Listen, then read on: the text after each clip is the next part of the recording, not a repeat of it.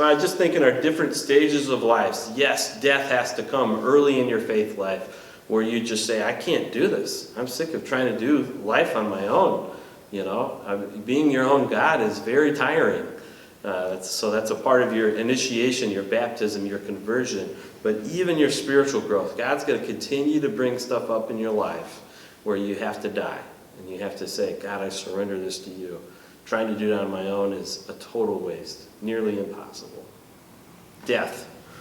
I mean, there's a million different things we could talk about as far as power and influence. But I think it's important to know at least two things. First of all, that sin has influence and power in your life. Apart from Christ, sin has power and influence in your life. I think that the message in our culture is that we should be as free as possible to make as many decisions as possible. And that is the way we were born. That is our God-given right to have as many choices as possible. And the thing where the Bible would disagree with where our culture, at least in America, is right now, is the Bible would say, apart from Christ, all of your choices will have the power of sin influencing them. And so I don't think the Bible would really say this is a God-given right that you would have as many choices as possible, because the Bible would say your choices will probably be bad apart from Christ. And so I think it's important for us to realize that when we die and give our lives to Christ, we don't just have a better life. We're not adding something better to our life. We're changing things significantly. And without that, you do have sin controlling your life. So sin has power in your life if you let it.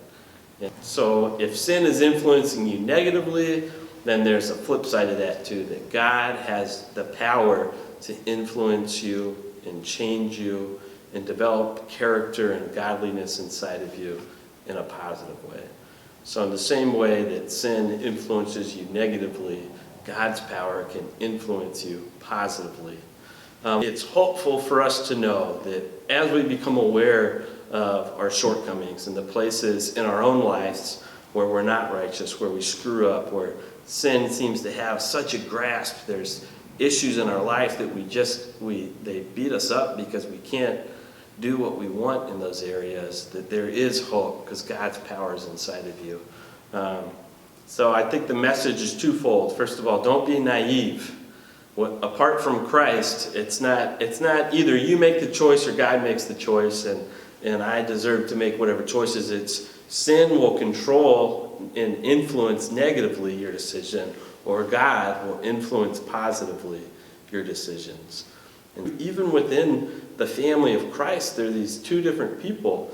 And one believes in the power of God to influence positively. And that God's choices are going to be better than your choices. And his ability to live a Christian life is more powerful than the power you would have just on your own.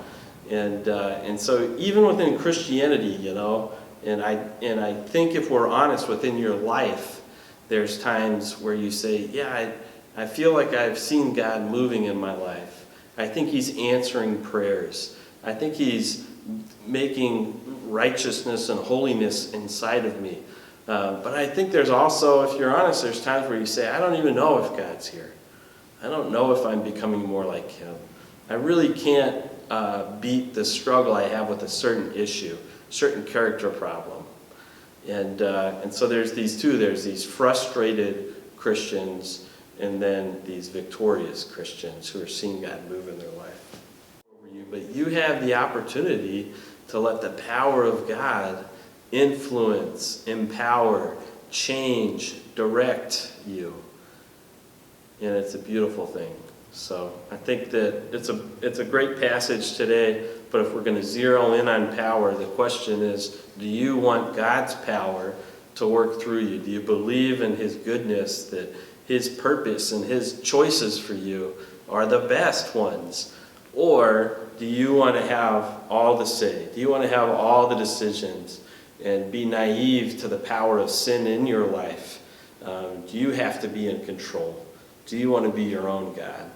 Or do you think that God would do better? And if you believe this, what's it going to take? What are the areas right now in your life that God's calling you just surrender, just to give back to Him. Die to yourself. Trust Him. It's a great thing.